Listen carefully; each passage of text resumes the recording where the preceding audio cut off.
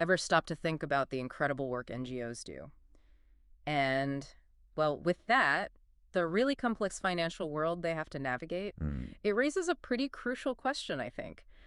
How do these organizations actually manage their money? And, what are the hidden risks involved? That's the core of it. Welcome to the deep dive. Today, we're plunging into the financial side of non-governmental organizations, NGOs, and we're drawing directly from analysis by FinCrime Intelligence. Exactly. And when we say NGOs, we're talking about nonprofits, right? Independent from government, tackling these huge social, environmental, humanitarian Yeah, challenges. everything from maybe a local community project right up to global organizations doing disaster relief. Right. And they're all constantly handling money fundraising, managing budgets, making international transfers sometimes. It's complex.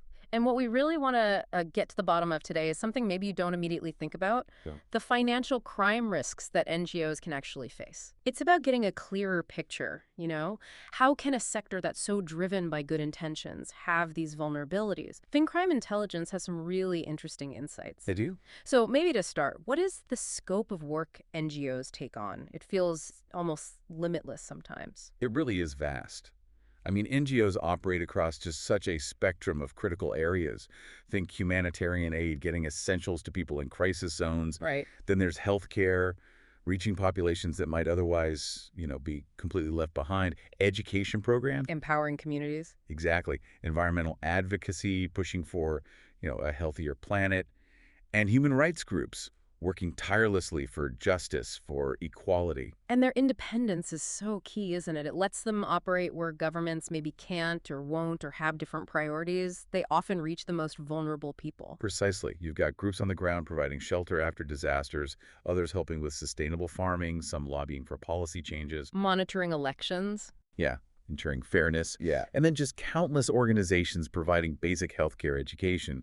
And as FinCrime Intelligence highlights, these could be super local or national or these huge international networks. And funded by such a diverse mix, too. Individuals, foundations, governments, even big international bodies. But that very diversity and reach, while it's absolutely crucial for their impact, it also creates potential weaknesses. Ah, okay. Because while, the overwhelming majority of NGOs are legitimate and doing amazing work, the reality, as FinCrime Intelligence points out, is that some can be exploited, unwittingly or sometimes even deliberately. Right.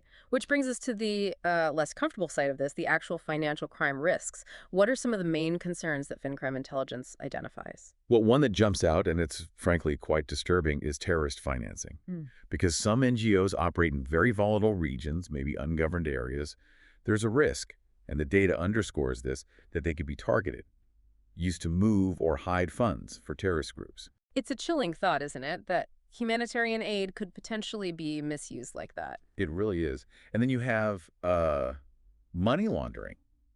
Criminal groups might try to disguise their illicit profits by funneling them through NGOs. Making it look like legitimate donations. Exactly, like donations or aid distributions. Yeah. And FinCrime Intelligence details how the complexity of international finance can make this incredibly hard to spot.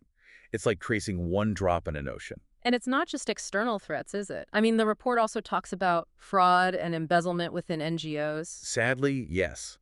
Like any organization handling significant money, if the internal controls are weak, they can be vulnerable.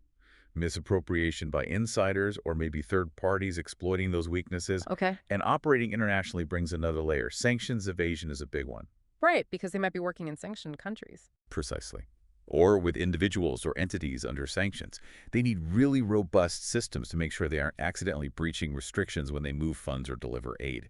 Even unintentional breaches can have serious fallout. Something I hadn't really thought about much before reading the FinCrime Intelligence stuff was trade-based laundering in this context. Why? Yeah. Apparently, even the shipment of aid itself, the actual goods, can be manipulated, like misrepresenting the value or quantity. That's right. It can be used to conceal other illicit financial flows. It's a really subtle, concerning way to move a legal value under the guise of aid. Wow.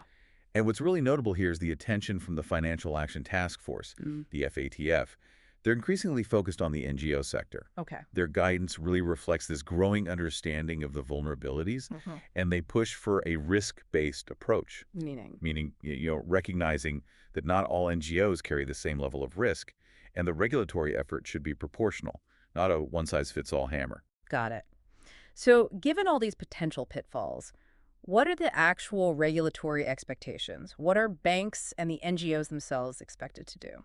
Okay, so for financial institutions banks, primarily a cornerstone is customer due diligence, CDD. Like knowing your customer. Exactly. Hmm. They need to verify the legitimacy of their NGO clients, understand their mission, where the money comes from, who the key people are.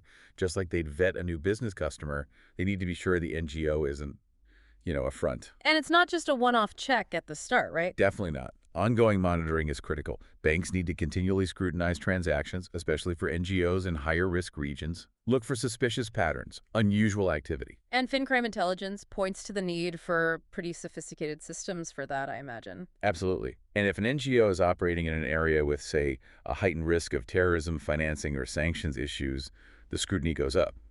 That's enhanced due diligence, or EDD. An extra layer of checks. Yeah, a deeper dive to really understand the operations and the specific risks involved. And sanction screening, that falls on the NGO, too. Yes, it's non-negotiable. NGOs themselves are responsible for making sure they don't violate sanctions when they transfer funds or move goods. That means having solid internal screening processes. Okay. And beyond these external checks by banks, what about inside the NGOs? Well, there's a growing emphasis on strong governance and transparency within the organizations. Makes sense. Things like robust internal financial controls, clear and accessible financial reporting, active board oversight. It's about building accountability from the inside out. FinCrime intelligence really flags this as a key protective measure. Right. Build a strong house first. Exactly. And finally, they also stress the importance of AML-CTF training, anti-money laundering, and counter-terrorist financing for all the NGO staff. So everyone knows what to look for. Yeah, and they need clear internal ways to report anything suspicious they might see. But, putting all these safeguards in place isn't always simple, is it? What are some of the real-world hurdles? Oh, absolutely. I mean, one huge one is just the sheer variety of legal definitions and regulations for NGOs around the world. Hmm. What counts as an NGO, how it's regulated, it can be completely different from one country to the next. That makes the global picture really complex to navigate. And you have to think about the operational realities, too. Where are many NGOs most active? Often in difficult places, conflict zones, developing countries. Right, and in those places, there's often a heavy reliance on cash, informal networks, simply because there isn't much formal banking infrastructure. Which must make tracking the money incredibly hard. Extremely challenging for the NGOs themselves and for anyone trying to oversee them. Another thing FinCrime intelligence mentions is the limited availability of public financial records, especially for smaller NGOs. Yeah, that lack of transparency can make it really tough for banks and regulators to gauge the risk properly. And this leads to a really difficult point, doesn't it? The issue of de-risking. Ah, yes. That's critical. Yeah. FinCrime intelligence touches on this carefully. While it might seem easier for a bank to just say, okay, we won't deal with any NGOs in this high-risk region. The consequences could be devastating. Exactly. You cut off legitimate humanitarian aid. You end up harming the very vulnerable people these organizations are trying to help. It's a huge dilemma. It really highlights this major policy challenge. How do you balance preventing financial crime with making sure legitimate NGOs can actually get the banking services they need to function? It's a real tightrope walk. It is. So as you're listening to all this, processing these complexities, what are the key things we should really take away? First, I think it's vital to recognize that while NGOs are overwhelmingly forces for good, the nature of their work, the places they operate, it means they aren't immune to financial crime risks. The FinCrime intelligence analysis makes that very clear. Right. It's not about suspicion. It's about reality. Exactly. Second, whether you're in a bank or working within an NGO, you absolutely need a deep understanding of the money flows. Where it comes from, where it's going. Who the intended beneficiaries really are, the specific geographic risks. That understanding is crucial for spotting and managing vulnerability. Okay. And finally, it seems really clear that a risk-based approach is necessary. But also, crucially, a collaborative one. Meaning everyone needs to work together. Yes. Yeah. Regulators, banks, the NGOs themselves, they need to cooperate to protect the financial system's integrity while making sure these vital organizations can still do their essential work without being unfairly blocked. So bringing it all together then, we've seen NGOs do absolutely critical work, but they face real financial crime risks. Understanding this isn't about casting doubt, it's about seeing the need for careful oversight. Hmm. Not as a burden, but as a way to protect their integrity and the trust people place in them. And it takes everyone involved pulling in the same direction, regulators, financial institutions, and the NGOs working proactively. Which raises, I think, a really important final question for you, the listener, to think about. Given all these complexities we've talked through, how can you, as an individual, or maybe as part of an organization, ensure that your well-intentioned contributions to NGOs don't inadvertently end up tangled in illicit activities? That's a really powerful thought. Something worth considering as you engage with the world and, try to support causes you care about. Definitely. And if you are keen to explore this whole area further, we definitely recommend checking out FinCrime Intelligence. It's a great resource for understanding the ongoing fight against financial crime. Thanks for joining us for this deep dive.